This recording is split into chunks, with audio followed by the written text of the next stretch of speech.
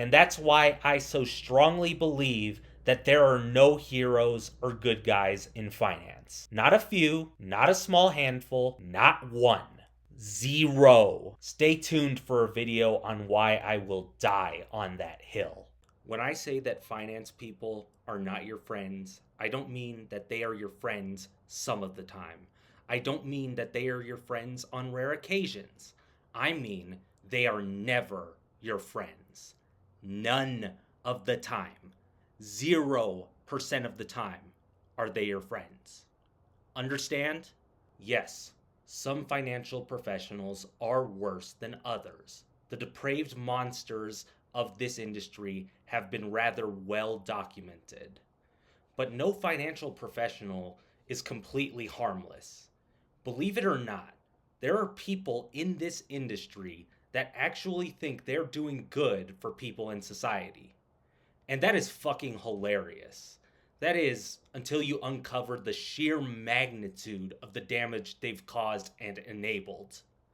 Then it's just sickening. Because, as I mentioned in the previous video, these so-called good ones participate in a system that inherently downplays misfortune, glorifies toxic behavior, and destroys and disregards the well-being of fellow human beings. I talked about The Big Short a lot in my previous video, and in that movie, the main characters who shorted housing instruments recognized the faults within the American socioeconomic system. As a matter of fact, they knew that the system was unethical and unsalvageable. They even wanted the primary architects of the 2008 financial crisis to be held accountable. But these guys were certainly not good people.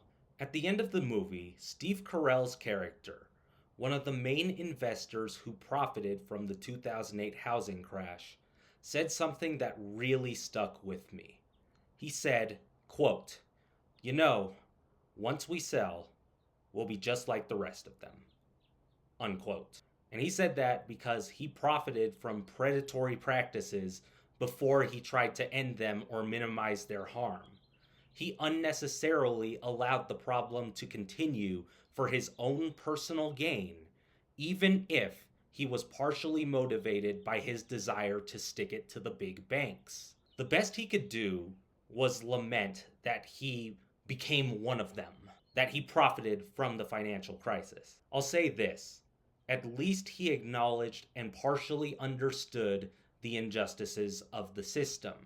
That alone represents more morality than most financial professionals combined will ever offer. But he was still no hero in the end, not even close. Because he was still complicit in enabling such a parasitic system that killed so many people and negatively impacted many more. Some of these folks still haven't recovered since 2008. And that's what pisses me off. Not just the obvious monsters, but the people who know the harm and still refuse to speak up or change their ways. As fucked up as that is, these characters are far from the worst examples of people who profited from others' misery. Now I know what you're gonna tell me. You'll be like, wait a minute, Dash, why are you getting so angry at people who are just trying to live sustainable lives? I don't inherently have a problem with trying to live sustainable lives. I do when it prevents others from doing the same. And I especially get annoyed when people perpetuate systems that blatantly ruin lives, and somehow these people pretend that they are good people and that the harm is inevitable or no biggie.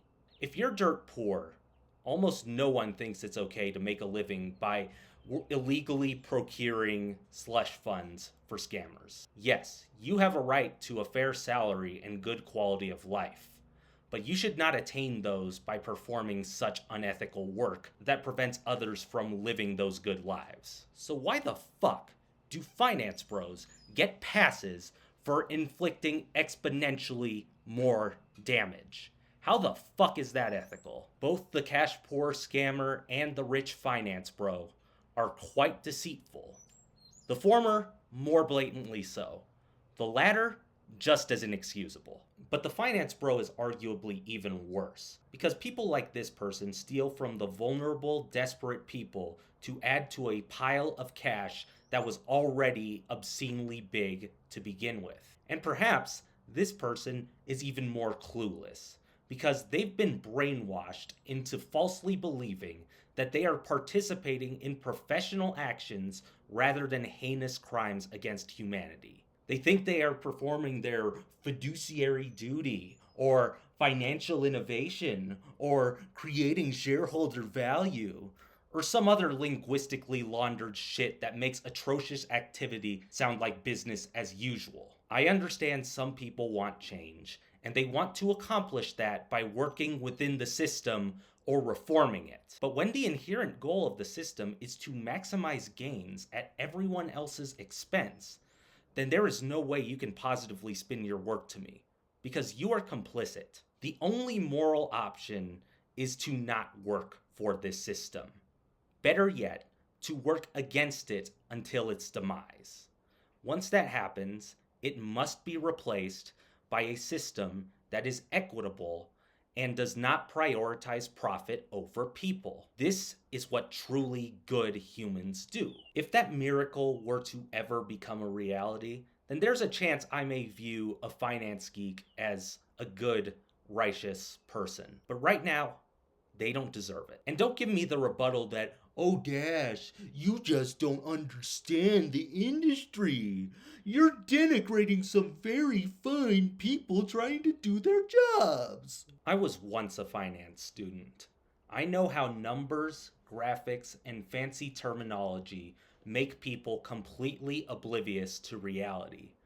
I've seen finance develop an impenetrable bubble of folks who live in a fantasy world and conveniently overlook abhorrent activities.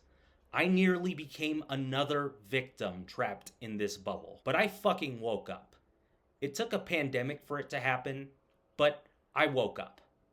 I finally saw the sheer devastation finance was and is responsible for. There was no going back after that. No justification for continuing to pursue the career I once aspired for. If you went to college with me as a fellow finance major and you happen to stumble upon this video, let's talk about it. I'm more than willing to discuss this with you. Healthy debate is necessary to grow as people and as a society, because I've met some of you.